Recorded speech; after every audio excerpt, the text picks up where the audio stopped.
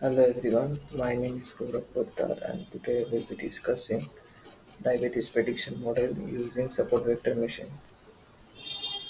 Using this model, we will try to predict whether a person is diabetic or non-diabetic given some parameters or variables. So let's get started. As you can see, I've already created the model. I will just go through each cell and try to explain what I've done. So in the first cell, as we can see, we have imported libraries which we will be requiring throughout the notebook, Google Collaborative Notebook throughout the Google Collaborative Notebook. And let's see, so first we have imported numpy, then we have imported pandas as pd, which is the general convention, and then we have imported standard scalar from sklearn preprocessing. So standard scalar transforms the data into a given range, and the next we have imported train test split from sklearn model selection. So train test split splits the dataset into training dataset and testing dataset. And we have imported the algorithm SVM from sklearn. It will through which we will prepare the model. And at last we have imported accuracy score from sklearn.metrics, which predicts the accuracy of our model. So let's run this. We've run it. And in the next model we have downloaded the dataset and named it, and created a data frame, yeah, you, naming it diabetes dataset. And after that we have printed diabetes dataset, the first 5 rows of diabetes dataset. So this is the link from where you can download the dataset which I've used in this. And yeah, I will show you. You can go here and simply upload it, as I've already uploaded it. I will not show it how to do it. So you can directly, after you downloaded it, you can upload it here, and then you can copy the path. Okay, so copy the path and paste here, and so we will run it. Let's see. So we'll run it. So this is the first 5 rows of the data set, and we can see the various columns which are present.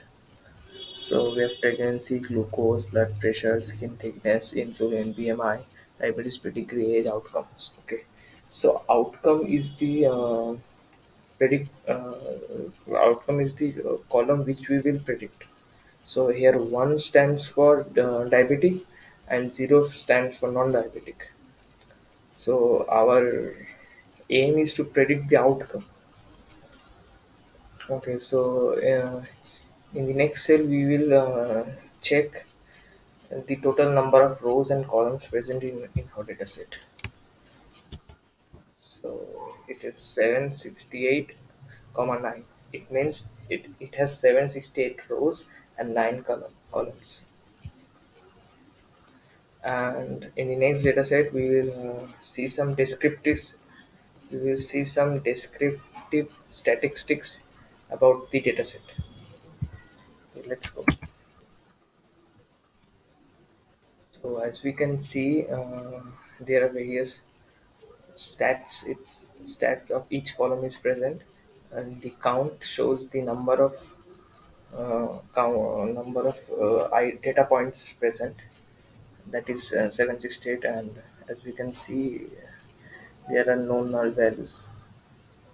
And this is the mean, which is the average, and the pregnancy average is 3.84, and so blood pressure is 69, and CNT is 20.53, and so on. and this is the standard deviation. This is the minimum value, this is the maximum value, 25 percentile, 50 percentile, and 75 percentile. So here are a few descriptive statistics about the dataset.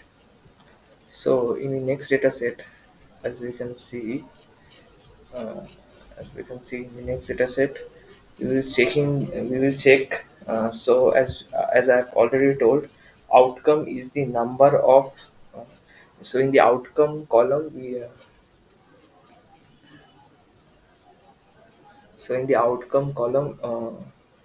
we predict the data is given whether in the outcome column the data it is given whether it is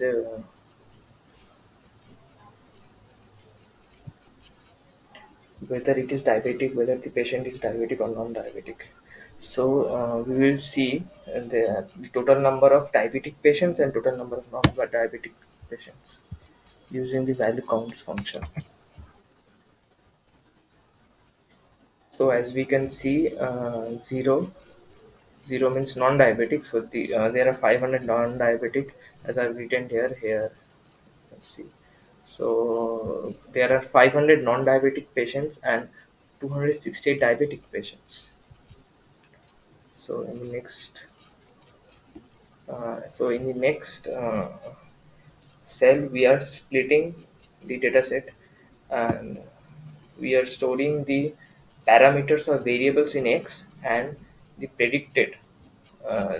the predicted column or the column which we will predict in Y.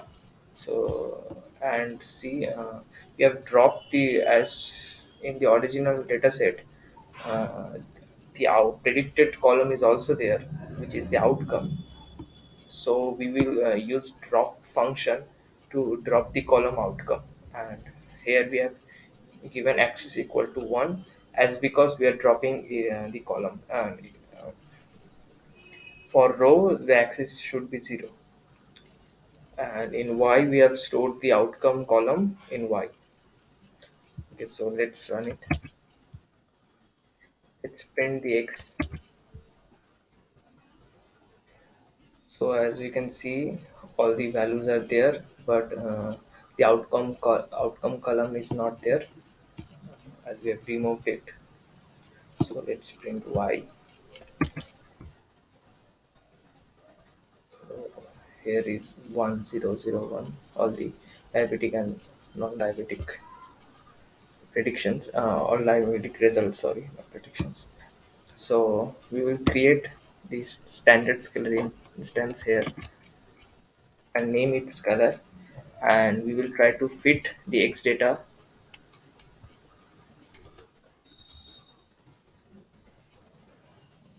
Okay, so we have done it. So next we will transform the x data. So as there we are, as we can see here, let me show you.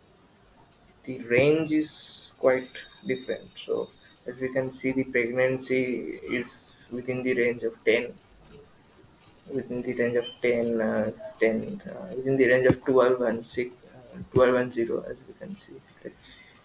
So the pregnancy range is from 0 to 70, and we can see the glucose range is from 0 to 199, which is quite more variable, more it is quite it varies much more than pregnancy. And we can see here blood pressure varies from 0 to 122. So we need to um, transform the data. Okay, so we need to transform the data, so we are using this. So we transform the x data. uh, so we are transforming the x data, we have transformed it, we will be feeding it to x. Okay, so let's run it.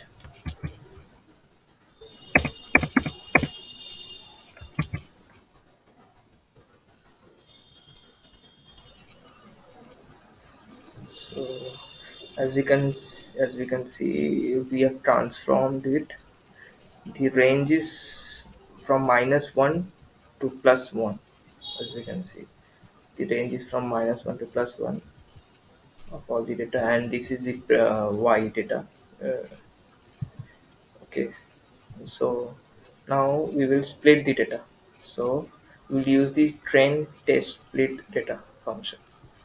We use this train test split data function. So let's split it, and we will store. We will name four variables.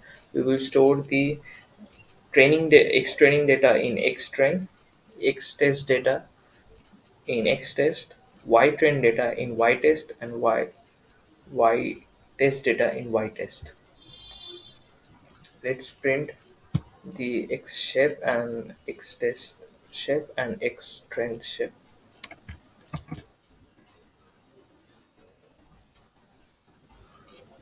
Okay, so uh, in splitting, so in trend speed, we have split the data into 80-20 ratio, which means the uh, the 80% of data, 80% of data of the data set, we will train it, and 20% will be used for testing. So 80% will be used for training the model, and 20% will be used for testing the model. And you can see X test, which is 20%, it represents 154, which is the 20% of the data, and X trend, which is 80% of the total data. It has 614 rows. So okay, so let's create the model.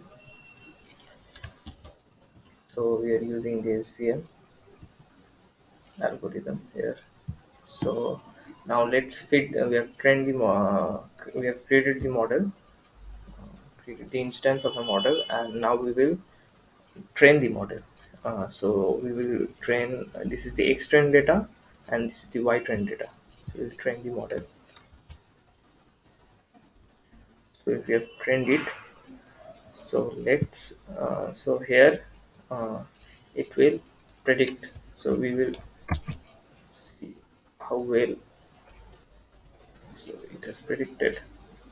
So let's see accuracy of the data. So the accuracy is quite good, as we can see, 0.78664. So it is 78%. It is accuracy. It is quite good. So let me explain here. So in trend pred, we have predicted the training data, predicted the training data accuracy, and so accuracy score we have. So we have used the trend pred, which we have predicted using the model, and the y trend, which is the result. So is given as the, so we have got the accuracy of 78%.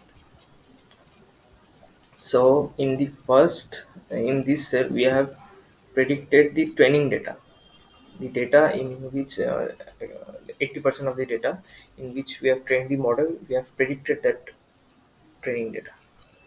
So we will now predict on the uh, test data, on data. Uh, so let's predict. Okay, so let's see its accuracy now.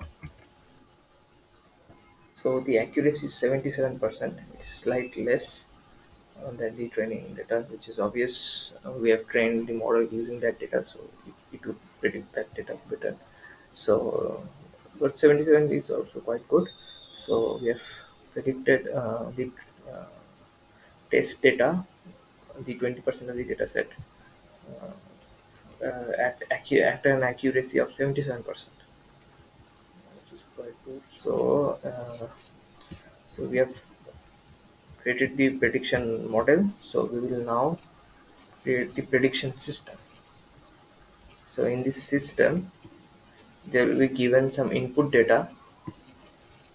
So this is the input data, and some data changed. So we will be changing the so in the data change variable, we will change the data into array, into numpy array, and we will reshape it, reshaping as we are predicting for one instance only. So So since this is one instance only, so we need to reshape it.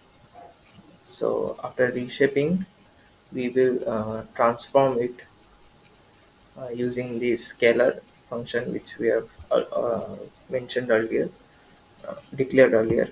So we will print the standardized data, and then we will predict the standardized data. The data which we have standardized, we will predict that data, and and according to the prediction, we will say if the prediction is equals to 1, then it is a diabetic data, and if the and else it is non-diabetic. So let's run it. So this is the transform data. So this is the transform data. The data, these data which we have transformed. So this is that data, and we will predict this data. We predict the outcome based on this data.